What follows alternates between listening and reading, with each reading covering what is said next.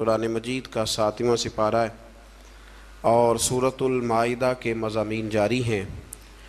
قرآن مجید کے اس پارے کی جو پہلی آیہ کریمہ ہے اس کا پس منظر اور شان نزول حضرت سیدنا عبداللہ ابن عباس رضی اللہ تعالیٰ عنہ فرماتے ہیں کہ حبشہ کا جو بادشاہ تھا نا نجاشی، اس نے جب اپنے دربار میں مسلمانوں کو بلایا اور بلا کر کے اس نے کہا کہ مجھے وہ کلام وہ کتاب سناؤ جو تمہارے رسول علیہ السلام پر نازل ہوئی ہے، تو حضرت جناب جعفر طیار رضی اللہ تعالیٰ عنہ نے کچھ آیات پڑھ کے اسے سنائیں۔ تو قرآن مجید نے اس واقعے کا بیان پہلی آیت میں فرمایا ہے، فرمایا وَإِذَا سَمِعُوا مَا أُنزِلَ إِلَى الرَّسُولِ، جب وہ سنتے رہے وہ جو ہم نے اتارا تھا اپنے رسول کی طرف، تَرَىٰ أَعْيُنَهُمْ تَفِيضُ مِنَ الدَّمِ، تو فرمایا تو دیکھے گا کہ ان کی آنکھوں سے آنسو چھلک پڑے۔ جب انہوں نے وہ سنا جو ہم نے اپنے رسول علیہ السلام پر نازل کیا تھا تو آپ دیکھتے ہیں کہ ان کی آنکھوں سے آنسو چھلک پڑے۔ کیوں چھلک پڑے؟ مما عرفوا من الحق، اس لیے کہ انہوں نے حق کو پہچان لیا تھا، انہوں نے حق کو پہچان لیا۔ سارے دربار پہ سناٹا چھا گیا، نجاشی بھی رونے لگا، وہاں جو راہب بیٹھے تھے وہ بھی رو پڑے، اور اس مذہب کے جتنے پیروکار تھے ان سب کی آنکھوں میں آنسو آ گئے، اور انہوں نے کہا کیا؟ یقولون، وہ کہنے لگے ربنا آمنا، اے رب ہم ایمان لے آئے، فاکتبنا مع الشاہدین، تو ہمیں لکھ دے اسلام کی گواہی دینے والوں میں۔ تو سب سے پہلی آیہ کریمہ ہی جو ہے وہ اس بات کی طرف دلالت کرتی ہے کہ جب حق جان کر کوئی آدمی اللہ کی کتاب کی قرآن مجید کی تلاوت کرے گا، حق جان لے گا، اس تک پہنچ جائے گا، اور جب جان لے گا نا حق تو دل روشن ہو جائے گا، تو پھر اللہ تعالیٰ اسے دل کی نرمی عطا کرے گا، اس کی آنکھوں میں آنسو آ جائیں گے۔ اس لیے صحابہ کرام علیہم رضوان کی جماعتوں میں سے جب بھی کوئی شخص قرآن مجید پڑھتا تھا تو وہ رو پڑھتے تھے۔ حضرت عمر فاروق رضی اللہ تعالیٰ عنہ قرآن مجید پڑھتے ہوئے اتنا رویا کرتے تھے کہ صحابہ کرام فرماتے ہیں کہ وہ محراب میں نماز پڑھا رہے ہوتے تھے، سب سے ابتدا میں وہ کھڑے ہوتے تھے، لیکن جب وہ قرآن مجید پڑھتے ہوئے روتے تھے تو ان کے رونے کی آواز 7ویں صف تک سنائی دیتی، اس لیے کہ وہ جانتے تھے کہ یہ حق ہے۔ پھر اللہ تبارک و تعالیٰ نے سورۃ المائدہ کی آیت نمبر 87 میں ارشاد فرمایا ہے کہ مومنوں، یہ جائز نہیں کہ کوئی اپنی طرف سے حلال حرام کا فیصلہ کرے، بلکہ حلال اور حرام کا اختیار صرف اللہ تعالیٰ اور اس کے رسول صلی اللہ تعالیٰ علیہ وسلم کے پاس ہے۔ تو تم پاکیزہ چیزیں استعمال کرو اور حلال حرام کے فیصلے اللہ پہ چھوڑ دو، جس کو اس نے حلال کہا وہ حلال ہے، اور جس کو اللہ رسول حرام کر دے وہ حرام ہے۔ پھر اسی سورت کی آیت نمبر 99 کے اندر اللہ کریم نے یمین کے بارے میں، یمین منعقدہ کے بارے میں، یعنی قسموں کے بارے میں جو ہم قسمیں اٹھا لیتے ہیں، اس کے بارے میں بیان فرمایا۔ آیت نمبر 99 میں اللہ کریم نے ارشاد فرمایا کہ کچھ لوگ لغو قسم اٹھاتے ہیں، اس پر تو کوئی کفارہ نہیں، یعنی کچھ لوگوں کی نیت نہیں ہوتی، یہاں مفسرین نے لکھا ان کی عادت ہوتی ہے واللہ باللہ تاللہ بات کرتے وقت یہ لفظ کہنا، اس کی نیت قسم اٹھانے کی نہیں ہوتی، تو ان پر کچھ کفارہ نہیں ہے۔ لیکن اگر کسی نے ایسی قسم اٹھائی کہ مستقبل میں یہ کام نہیں کروں گا، تو اب اسے چاہیے کہ وہ اپنی قسم پر قائم رہے، لیکن اگر وہ قسم پر قائم نہیں رہتا تو پھر 3 طریقے قرآن مجید نے بیان فرمائے۔ آیت نمبر 99 کے اندر 3 طریقے بیان فرمائے۔ ایک تو یہ بیان فرمایا کہ 10 مسکینوں کو وہ درمیانے وقت کا کھانا کھلائے، اور اگر یہ نہیں کر سکتا تو پھر ان کو درمیانہ لباس پہنا دے قسم کے کفارے کے لیے، اور اگر یہ نہیں کر سکتا تو پھر اس طرح کرے کہ غلام آزاد کرے۔ سب سے پہلی بات کیا فرمائی کہ 10 مسکینوں کو، یعنی جو قسم اٹھا بیٹھا ہے اور اب اپنی قسم پر قائم نہیں رہ سکتا، قسم توڑ رہا ہے، تو اس کے لیے حکم ہے کہ وہ 10 مسکینوں کو درمیانہ کھانا، ایک بالکل کمزور کھانا ہوتا ہے اور ایک بڑا ہی اچھا کھانا ہوتا ہے اور ایک درمیانہ وہ 10 مسکینوں کو کھانا کھلا دے یا 10 مسکینوں کو کپڑے لے کے دے دے، درمیانے کپڑے ضرورت کے مطابق۔ یہ نہیں کر سکتا تو پھر وہ اس طرح کرے، غلام آزاد کرے، اور اگر یہ بھی نہیں کر سکتا تو پھر آخری بات یہ بیان فرمائی کہ وہ 3 روزے رکھے، اس کی قسم کا کفارہ ہو جائے گا۔ لیکن میرے نبی کریم صلی اللہ تعالیٰ علیہ وسلم کی احادیث سے فقہاء نے ایک مسئلہ بیان کیا ہے کہ اگر کوئی شخص ایسی قسم کھا لے کہ جو قسم ہی جائز نہیں شریعت میں، نہیں کسی نے قسم اٹھا لی کہ آج کے بعد بھائی سے نہیں ملوں گا، تب یہ تو اس نے صلہ رحمی کا رشتہ توڑنے کی قسم اٹھا لی، تو میں قسم اٹھاتا ہوں کہ آج کے بعد اپنی بہن سے نہیں ملوں گا، تو یہ قسم ہی سرے سے غلط ہے، تو اب اس کے لیے حکم ہے کہ وہ قسم توڑ دے لیکن کفارہ بھی ادا کرے۔ پھر اسی سورہ مبارکہ کی آیت نمبر 90 اور 91 میں اللہ تبارک و تعالیٰ نے فرمایا کہ مومنوں، شراب، جوا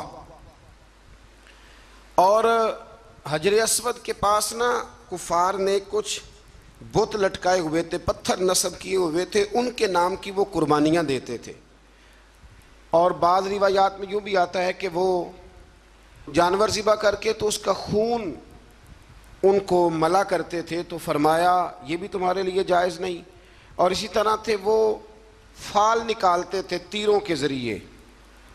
تو اللہ کریم نے ان چاروں چیزوں کو ان آیہ مقدسہ میں حرام قرار دیا ہے، اور فرمایا تم نے ان چیزوں سے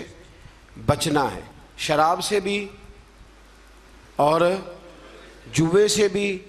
اور پھر اسی طرح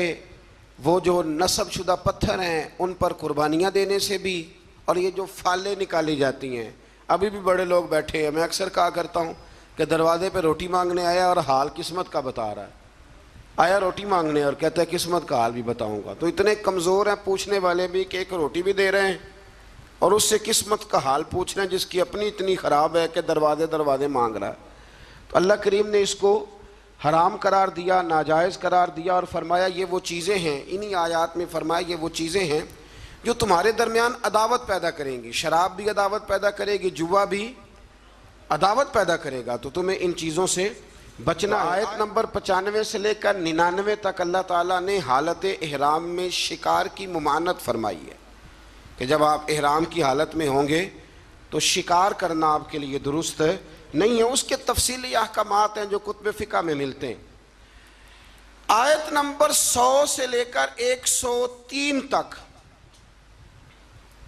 اللہ تبارک و تعالیٰ نے جو مضامین بیان کیے ان میں پہلا مضمون یہ بیان کیا ہے کہ میرے رسول صلی اللہ علیہ وسلم سے غیر ضروری سوالات نہ کیا کرو، ضروری بات پوچھا کرو، ضروری بات۔ یہ آیت نمبر 100 میں اللہ کریم نے منع کر دیا۔ کچھ لوگوں کا بیجا سوالات کرنے کا بھی طریقہ ہوتا ہے، وہ سوال پر سوال کرتے ہیں، اور میں کئی دفعہ یہ سمجھتا ہوں کہ وہ بات کو سمجھنا چاہ نہیں رہے۔ نبی کریم علیہ السلام کی بارگاہ میں بھی کچھ لوگ سوالات کرتے تھے، ایک صحابی حضور کی بارگاہ میں بیٹھے تھے تو نبی پاک علیہ السلام نے فرمایا حج فرض ہے، تو انہوں نے کہا یا رسول اللہ ہر سال، حضور خاموش ہو گئے۔ انہوں نے پھر پوچھا، حضور ہر سال، خاموش ہو گئے۔ تیسری دفعہ پوچھا تو محبوب کریم نے ناگواری کا اظہار فرمایا، ناپسندیدگی کا اظہار فرمایا اگر میرے منہ سے نکل جاتا ہر سال فرض ہے تو اللہ نے ہر سال فرض کر دینا تھا، تمہارے لیے مشکل ہوتی۔ کثرت سوالات، کتاب و سنت میں نا مفسرین نے لکھا ہے کہ پورے قرآن میں شاید 14 سوال ہوں جو صحابہ نے نبی پاک سے پوچھے۔ حضرت علی المرتضیٰ رضی اللہ تعالیٰ عنہ کہتے ہیں کہ اگر میں نے نبی پاک سے کوئی سوال پوچھنا ہوتا تھا تو میں مہینوں انتظار کرتا تھا، اور میرا خیال ہوتا تھا کہ کوئی اور ہی آئے، وہ آ کے پوچھ لے تو ساتھ میرا بھی مسئلہ حل ہو جائے۔ سوال کی بھی تکلیف دینا وہ پسند نہیں کرتے تھے۔ پھر انہی آیہ کریمہ کے اندر اللہ تبارک و تعالیٰ نے زمانہ جاہلیت میں مشرکوں نے جو بعض حلال جانوروں کو بتوں کے نام پر وقف کر دیا تھا، ان کا دودھ بھی نہیں پیتے تھے، گوشت بھی نہیں کھاتے تھے، ان کی مذمت بیان فرمائی ہے۔ فرمایا یہ حلال اور حرام کرنے کا اختیار اللہ رسول کے پاس ہے، کسی اور کے پاس نہیں ہے۔ آج بھی لوگ بڑی چیزوں کا اختیار اپنے پاس رکھنا چاہتے ہیں، فلاں چیز بھی حرام ہو گئی، ولی کا نام آ گیا تو حرام ہو گئی، 11ویں کا نام آ گیا تو بھئی حلال وہ ہے جسے اللہ رسول حلال کہیں، حرام وہ ہے جسے اللہ رسول حرام کہیں۔ تو لوگ جبر کرتے ہیں دین میں، حالانکہ دین کے اندر کوئی جبر نہیں ہے۔ آیت نمبر 104 کے اندر اللہ تبارک و تعالیٰ نے بتایا ہے کہ جب اہل کتاب سے اور دین سے انحراف کرنے والوں کو دعوت دی جاتی نا کہ اللہ کی نازل کردہ دین پر اور رسول صلی اللہ تعالیٰ علیہ وسلم کی طرف توجہ کرو اور نبی پاک کی اتباع کرو، تو وہ کہا کرتے تھے کہ ہم جس روش پر ہیں نا، ہم اس روش کو اس لیے نہیں چھوڑ سکتے کہ ہمارے باپ دادا بھی اسی طریقے پہ تھے۔ یہ سورۃ المائدہ کی آیت نمبر 104 ہے۔ جب ان سے کہا جاتا ہے نا کہ آؤ اسلام قبول کر لو، قرآن کو مانو، نبی پاک کی پیروی کرو، تو وہ کہنے لگے ہم اس لیے نہیں کریں گے کہ ہمارے باپ دادا بھی اسی دین پر تھے، تو ہم بھی اسی دین پر رہیں گے۔ جب انہوں نے دین تبدیل نہیں کیا تو ہم کیسے کریں گے؟ تو اللہ تعالیٰ نے اسے کفار کی ہٹ درمی کہا یہ ان کے رویے کی سختی ہے۔ اگر تو باپ دادا ٹھیک ہوں تو طریقوں پر چلنا چاہیے، اور اگر باپ دادوں کے طریقے قرآن و سنت کے مطابق نہ ہوں تو پھر ان کے طریقوں پر چلنا نہیں چاہیے۔ اپنے آباء و اجداد کی رسمیں نہیں نبھانی، ہم نے اللہ اور اس کے رسول کے حکم کی طرف توجہ کرنی۔ تو ان آیات کے اندر اللہ تبارک و تعالیٰ نے اس بات پر بھی نبی پاک علیہ السلام کو اور صحابہ کو تسلی دی کہ اگر یہ ملحدین، مشرکین اور یہودی کلمہ نہیں پڑھتے تو آپ کا نقصان کوئی بھی نہیں کریں گے۔ آپ کے ذمہ تو تبلیغ کرنا ہے نا، تو آپ تبلیغ کر دیں۔ اگر یہ نہیں کلمہ پڑھتے تو نقصان نہیں کریں گے۔ اسی سے ہمارے مفسرین نے یہ مسئلہ بھی بیان فرمایا کہ عالم کو، مبلغ کو، واعظ کہنے والے کو دین کی بات کر دینی چاہیے، اور اگر اس کی بات سن کے کوئی عمل نہیں کرتا تو اس کا پھر کوئی نقصان نہیں ہے۔ ماں باپ کو بھی اپنی اولاد کو نصیحت کرنی چاہیے، صحیح بات بتانی چاہیے۔ اب کوئی اولاد عمل نہ کرے تو ماں باپ کو اب اس کی طرف سے کوئی باز پرس نہیں ہوگی۔ آیت نمبر 106 کے اندر ارشاد فرمایا کہ جب تم وصیت کرنے لگو نا اپنی اولاد کے لیے یا پیچھے مال چھوڑ کے جانے والوں کے لیے، تو تم گواہ مقرر کر لیا کرو تاکہ کوئی تنازع کھڑا نہ ہو۔ گواہ مقرر کرو، اللہ کریم نے حکم ارشاد فرمایا۔ لیکن بعض مفسرین نے یہ بھی لکھا ہے ان آیات کے حوالے سے کہ جب سے احکام وراثت نازل ہو گئے، اللہ نے خود بیان کر دیا کہ بیٹے کا اتنا ہے، بیٹی کا اتنا ہے، بیوی کا اتنا ہے، بھائی کا اتنا ہے، ماں باپ ہوں زندہ تو پھر ان کا اتنا ہے، تو اب یہ آیات ویسے ہی منسوخ ہو گئی ہیں، اب وصیت کرنے کی کوئی ضرورت موجود نہیں رہی، بات ہی ختم ہو گئی۔ آیت نمبر 110 سے لے کر 111 میں اللہ تعالیٰ نے حضرت عیسیٰ علیہ السلام کو اپنی نعمتوں کی یاد دہانی کرائی۔ ان میں سے فرمایا میں نے روح القدس سے تمہاری مدد کی، اللہ فرما رہا ہے۔ پھر ارشاد فرمایا کہ میری دی ہوئی طاقت سے تم نے پنگوڑے میں باتیں کرنی شروع کر دی، یہ رب بیان فرما رہا ہے۔ پھر فرمایا میں نے تمہیں کتاب و حکمت دی، تورات اور انجیل کی تعلیم دی۔ پھر اللہ تبارک و تعالیٰ نے حضرت موسیٰ کو جو معجزات عطا فرمائے ان کا بھی ذکر فرمایا۔ فرمایا اذن الہی سے آپ مٹی سے پرندہ بنا کر اس میں جان ڈال دیتے تھے، مادر زاد اندھوں اور برس کے مریض شفا یاب ہو جاتے تھے، مردوں کو زندہ کر دیتے تھے، اور بنی اسرائیل کی جو ایذا رسانیاں تھی، تکلیفیں تھی، ان سے بھی عیسیٰ ہم نے آپ کو بچایا تھا۔ ان ساری باتوں کا ذکر فرمایا۔ اور پھر آیت نمبر 112 میں اس بات کا بھی ذکر کیا کہ عیسیٰ علیہ السلام کے حواریوں نے ان سے یہ التجا کی تھی کہ اللہ تبارک و تعالیٰ کی بارگاہ میں یہ عرض کریں کہ آسمانوں سے ہمارے لیے تیار کھانا نازل کرے،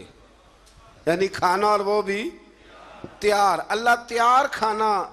ہمارے لیے نازل کرے، اس سے ہم کھائیں گے، ہمیں قلبی اطمینان ہوگا۔ تو عیسیٰ علیہ السلام نے دعا کی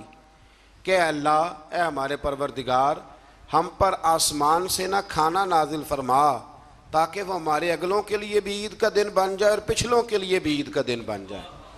کھانا نازل ہو جس دن، اس دن عید منا لینی چاہیے، تو جس دن نبی پاک دنیا میں تشریف لائیں، یعنی کھانا آ جائے تو عید بن سکتی ہے۔ سورۃ المائدہ پڑھ رہا ہوں، روٹی آئے تو عید بن سکتی ہے، اور اگر اللہ کے رسول تشریف لائیں تو ہمارے بزرگ تو کہتے ہیں نثار تیری چہل پہل پر ہزاروں عید ربیع الاول، سوائے ابلیس کے جہاں میں سبھی تو خوشیاں منا رہے ہیں۔